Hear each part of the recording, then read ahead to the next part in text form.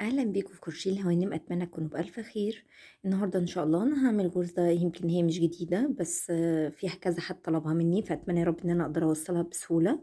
هي غرزة خلية النحل أو قرص النحل زي ما انتوا حابين يعني.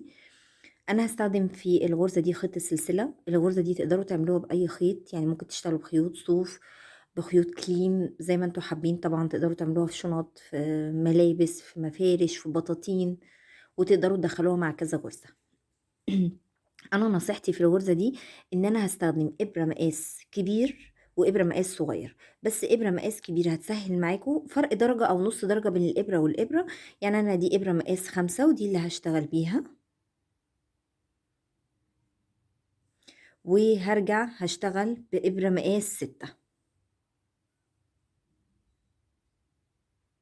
يعني هبدأ بإبرة مقاس 6 وبعديها إبرة مقاس 5. تقدروا تستخدموا إبرة واحدة مقاس 1، بس الطريقة دي هتسهل عليكم قوي وهنستخدمها بس في غرزة السلسلة. فأنا هبتدي الأول بالغرزة مقاس 6 اللي هو الأكبر، دي هتبقى سهلة عليكم. هبتدي بإبرة مقاس 6، وزي ما قلت لكم انا تقدروا تستخدموا اي نوع خيط، وتقدروا تستخدموا ابره واحده لو انتوا بتعرفوا تتحكموا في الغرزه بسهوله.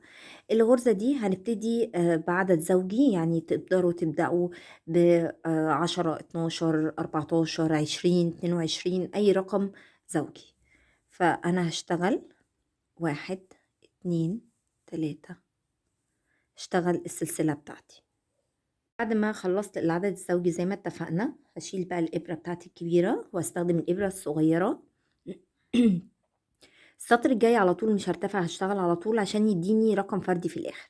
يعني مثلا لو أنا اشتغلت دول 24 سلسلة، السطر الجاي هيديني 23 غرزة حشو. اشتغلت مثلا 30 سلسلة، السطر الجاي هيبقى 29 غرزة حشو. طب هشتغل ازاي؟ بصوا، هنلف كده السلسلة، شايفين اللفة اللي ورا دي هي اللي هخش فيها بتاعة السلسلة التانية. يبقى دي السلسلة هي قدامي لفة لورا، عشان كده قلت لكم استخدموا إبرة بعد كده مقاس أصغر، هتبقى أسهل في الدخول معاكم. هدخل كده، أسحب الخيط لفتين على الإبرة وألف وأطلع غرزة حشو. الغرزة اللي بعدها أدي شكل الغرزة، اللفة اللي ورا أهي. هرجع أدخل هنا تاني، أسحب الخيط لفتين على الإبرة وألف وأطلع من الغرزتين حشو. الغرزة أهي قدامي، اللفة اللي ورا دي،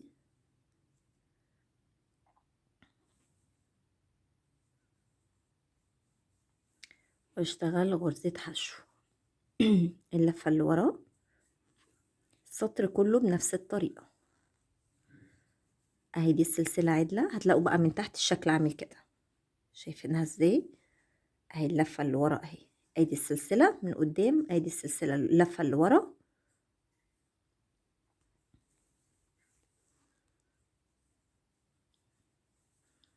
غرزة حشو، اللفة اللي ورا، بكمل بنفس الطريقة لحد لما اخلص السطر بتاعي كله.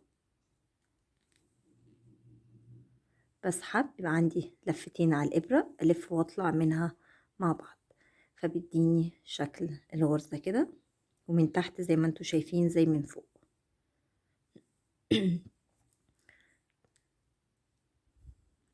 هكمل السطر كله في كل غرزة كده، في اللفة اللي ورا من الغرزة هشتغل غرزة حشو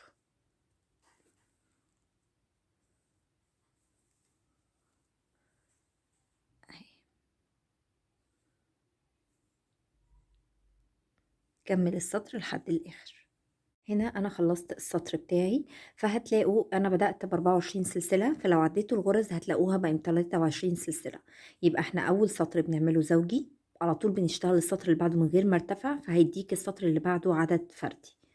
بعد ما وصلت لاخر السلسلة مش هرتفع سلسلة، هلف الشغل، هلف الشغل على طول، وهاجي في اول غرزة عندي هدخل من غير ما ارتفع، اسحب الخيط لفتين على الابرة واطلع غرزة حشو عادي. في كل غرزة هدخل واشتغل غرزة حشو، لفتين على الابرة والف واطلع من اللفتين مع بعض.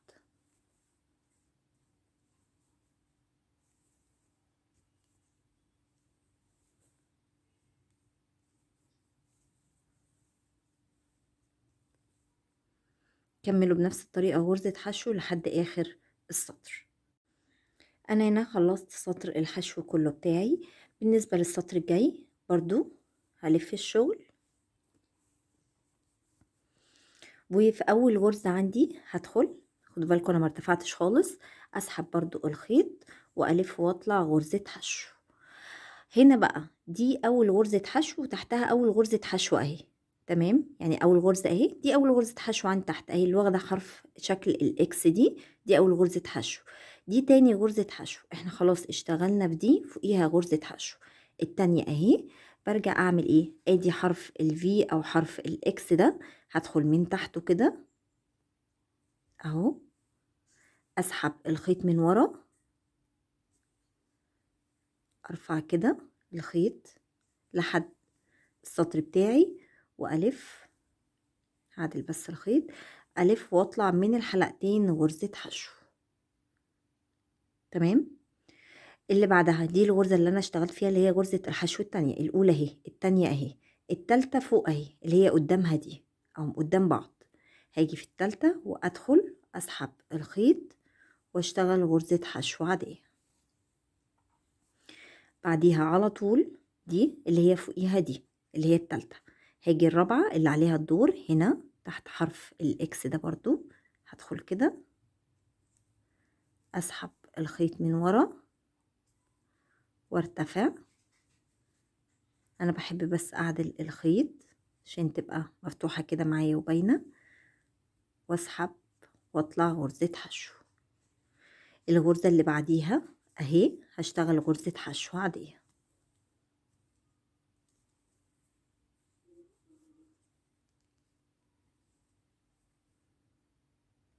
تاني يبقى دي الغرزة اللي انا اشتغلت فيها، اللي بعديها اللي هي دي اللي انا عملت فيها الحشو، اللي قصادها الغرزة دي على طول يبقى دي اللي عليها الدور.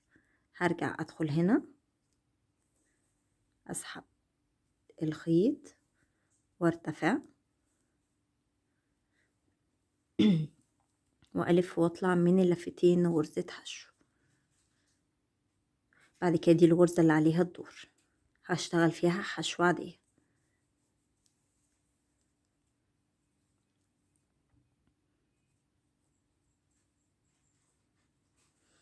ارجع تاني دي الغرزة اللي قدامها اهي، انا اهي يبقى دي اللي عليها الدور.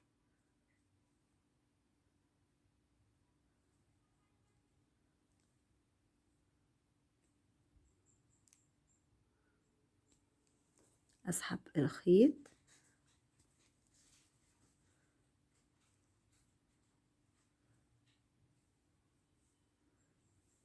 الف واطلع من اللفتين مرة واحدة. هاجي اللي بعدها على طول اهي،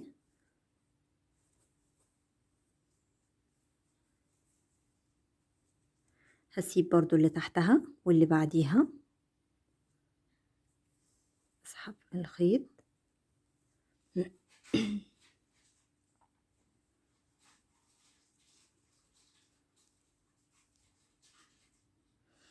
اللي بعدها عليها الدور اللي هي دي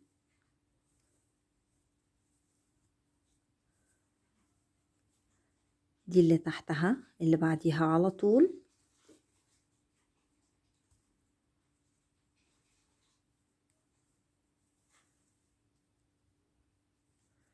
الغرزة اللي بعدها اللي عليها الدور الحشو، وبكمل بنفس الطريقة غرزة وغرزة غرزة وغرزة. فهتلاقوا هنا بين دي ودي في غرزة اهي اللي احنا عملنا فوقيها غرزة الحشو، وبين هنا وهنا في غرزة اهي عملنا فوقيها غرزة الحشو، وبنمشي بنفس الطريقة لحد اخر السطر.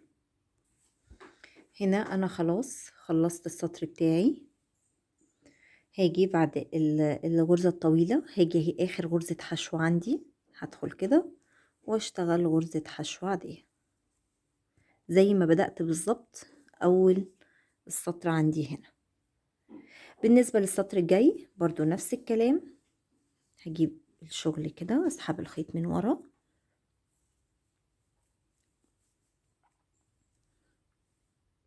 بعد كده هاجي في أول غرزة برضو من غير ما ارتفع على طول أدخل أسحب الخيط واشتغل غرزة حشو، والغرزة اللي جنبها أدخل تاني غرزة حشو. بعد كده عندي شايفين اللفة التانية الأولى دي خلاص مش هشتغل فيها، التانية دي الخيط التاني مع الخيط ده، هاجي هدخل في ده اهو واخد معاه الخيط اللي جنبه على طول، اسحب الخيط واطلع من اللفتين غرزة حشو.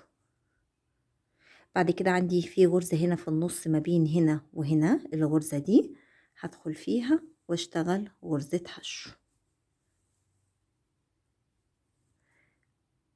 كمان مرة عندي لفة اهي مع اللفة اللي جنبيها، هدخل هنا كده واسحب اللفة اللي جنبيها، يعني دي من غرزة ودي من غرزة، باخد الطرف ده مع الطرف ده، اسحب الخيط والف واطلع غرزة حشو. عندي غرزة هنا في النص ما بينهم، هرجع ادخل فيها اسحب الخيط والف واطلع غرزة حشو.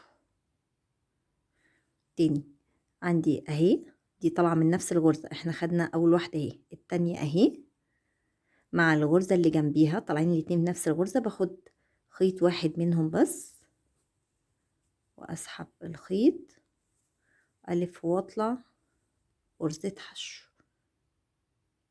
بعدين عندي غرزة حشو ما بينهم اللي هي دي، هدخل كده الف واطلع اشتغل غرزة حشو. الغرزة او اللفة التانية اللي انا سبتها انا خدت دي خلاص، التانية اختها اهي مع اللي قدامها المقابلة ليها على طول، اسحب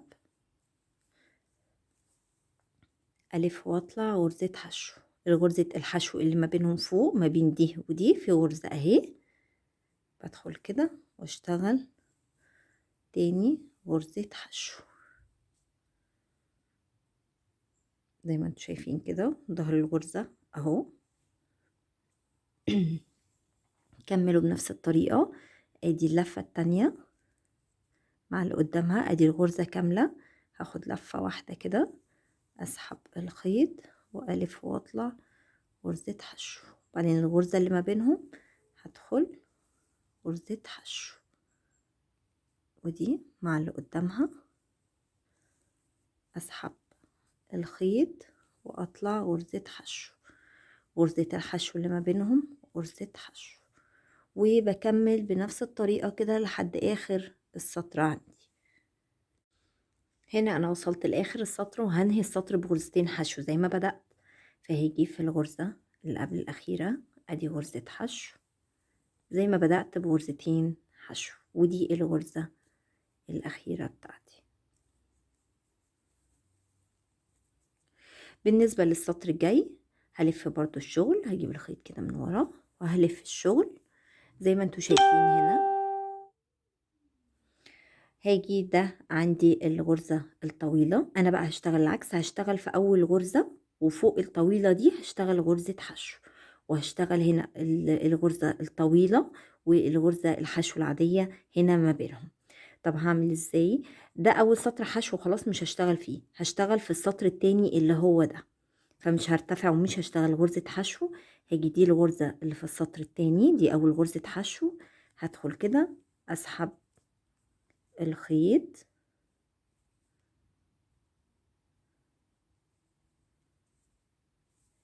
والف واطلع غرزة حشو، دي اول غرزة. الغرزة اللي جنبها اهي اشتغل فيها غرزة حشو عادية. بعد كده عندي الغرزة اللي بين دي ودي اللي هي فوقيها دي، شايفين دي الغرزة اللي عليها الدور، تحتها الغرزة التانية اهي في السطر التاني ما بينهم غرزة الحشو دي، هدخل هنا اسحب الخيط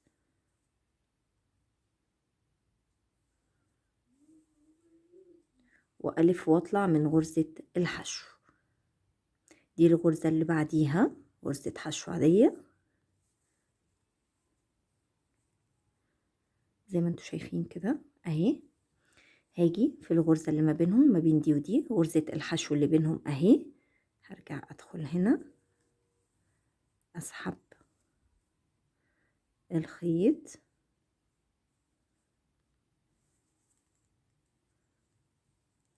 اهي الحشو اللي بعدها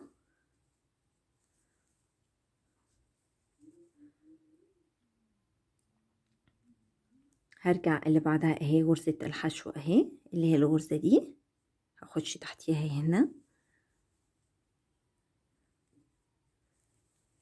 هسحب الخيط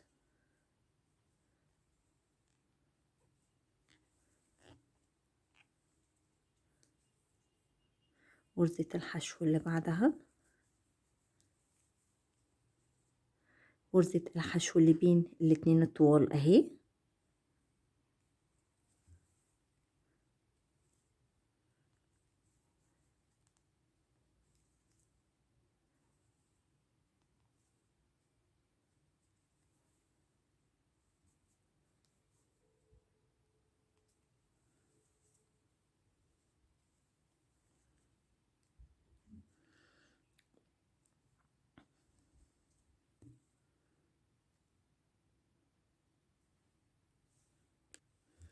غرزة الحشو اللي بعدها، وبتكملوا بنفس الطريقة لحد آخر السطر عندكم.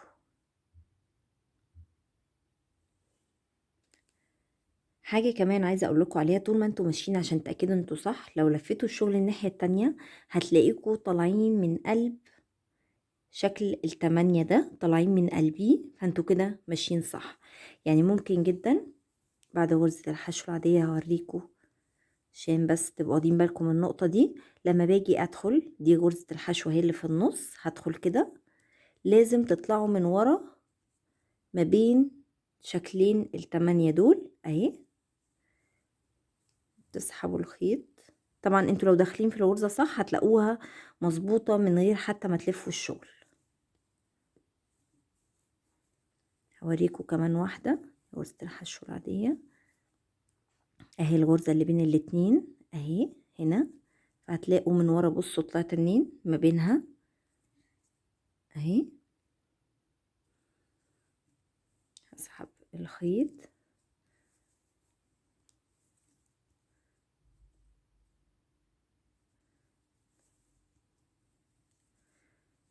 وبنكمل. كنت حابة بس ايه اقول لكم على النقطة دي اهو. يعني بصوا هنا كده كده غلط، لازم تطلعوا ما بين الاتنين كده،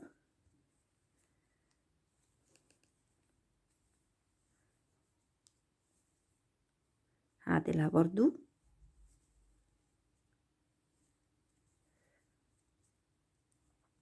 بعد كده غرزة الحشو اللي بعدها والأخيرة هنزلها زي بالظبط ما عملت هنا أول واحدة، فهاجي برضو غرزة الحشو اللي جنبيها اللي المفروض أدخل فيها هنا،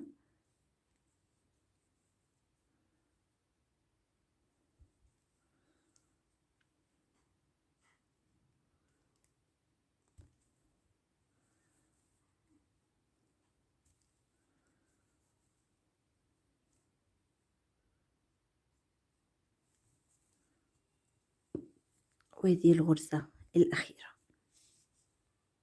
ده ظهر الشغل. السطر الجاي برضو هلف الشغل، هسحب الخيط من تحتها نفس الطريقة. هرجع بقى تاني أول غرزة هشتغل فيها غرزة حشو. بعد كده عندي برضو هاخد دول لفتين مع بعض، هاخد اللفة الأولى من هنا مع اللفة التانية من الغرزة اللي قدامها اهو، اتنين اهم. هسحب الخيط واشتغل غرزة حشو. بعد كده هجي الغرزة اللي ما بينهم في النص دي هدخل فيها واشتغل غرزة حشو. ارجع تاني اكرر، هاخد اللفة اللي طالعة من القلب هنا من قلب الغرزة اللي تحت اهي مع اللفة اللي قدامها، واسحب الخيط اريح الابرة واشتغل غرزة حشو. بعد كده ارجع تاني في الفراغ اللي ما بينهم اشتغل غرزة حشو، وارجع تاني اهي مع اللي قدامها اسحب الخيط وارتفع وغرزة حشو زي ما انتوا شايفين كده. بعد كده هرجع في الفراغ او الغرزة اللي ما بينهم، اللي ما بين الغرزة دي والغرزة دي في غرزة حشو اهي، هشتغل فيها غرزة حشو، ادخل هنا مع اللي قدامها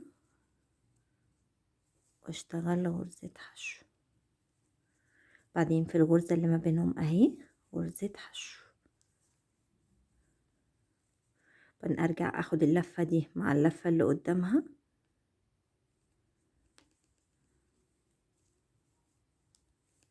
واشتغل غرزة حشو، في غرزة الحشو اللي في النص غرزة حشو، واكمل بنفس الطريقة كده لحد اخر السطر عندي.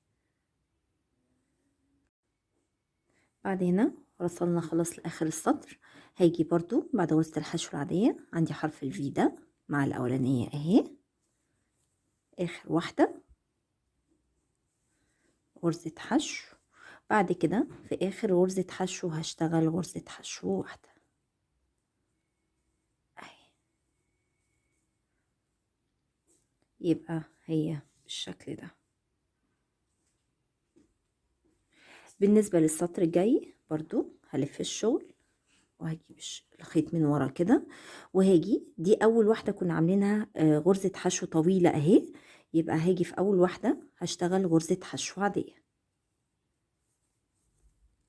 اللي جنبها نفس ما عملنا بين الغرزة الطويلة والغرزة الطويلة في غرزة حشو هنا اهي، الغرزة دي هرجع ادخل كده، ودايما بصوا زي ما قلت لكم من ورا لازم تطلعي من قلب الرسمة كده، من قلبها شكل التمانية،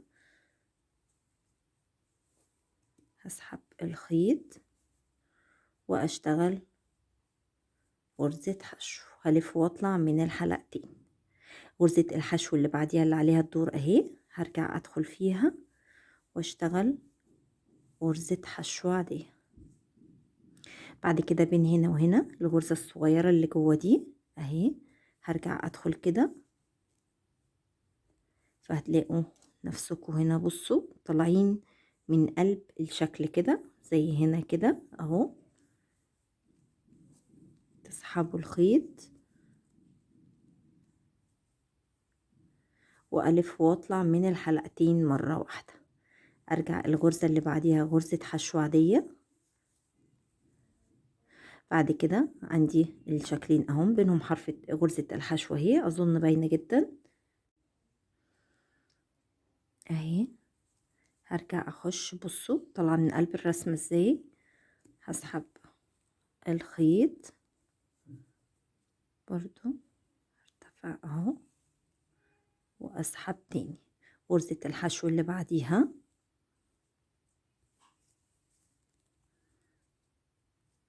بعد كده دي فيها غرزة الحشو دي اللي احنا مش هنشتغلها في النص اهي، تلاقوا نفسكم بصوا من قلب الشغل ازاي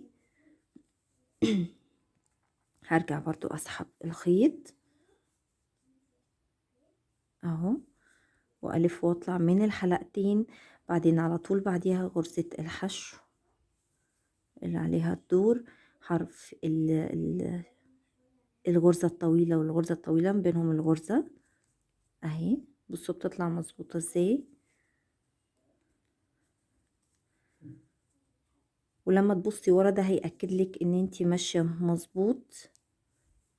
غرزة الحشو اللي بعدها وبتكملي بنفس الطريقة كده اهي، ده ظهر الغرزة وادي وشها، بصوا جايين كله من قلب الغرزة، بكمل بنفس الطريقة لحد اخر السطر.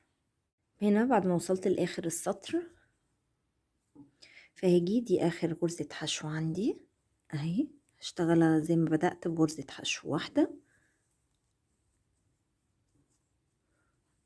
اهي الغرزة،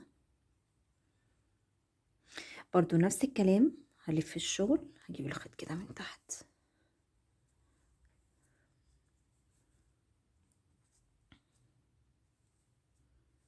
رجعوا بقى تكرروا تاني زي ما بدأنا هنا تحت، فهرجع هنا ادي اول غرزة حشو